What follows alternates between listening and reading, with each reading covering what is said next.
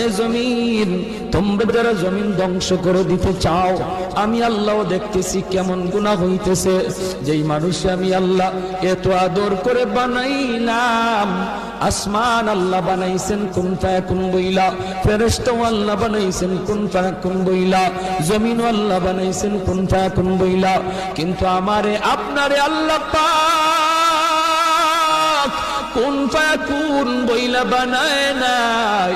আমাকে আপনাকে যখন আল্লাহ বানাইছে, খালাকতু বিয়াদাইয়া, আল্লাহ বলে আমি আমার নিজের হাত দিয়া বান্দা বান্দিরে বানাইছি। কারণ এই চেহারার মধ্যে এত দামি কপাল, ওই কপাল দিয়া বান্দা আমার কুদরতি কদমে সাজদা দিবে।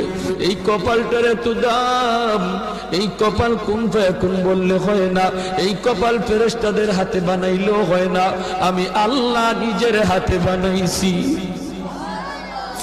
আল্লাহ পাক কই আমি আল্লাহ দেখি,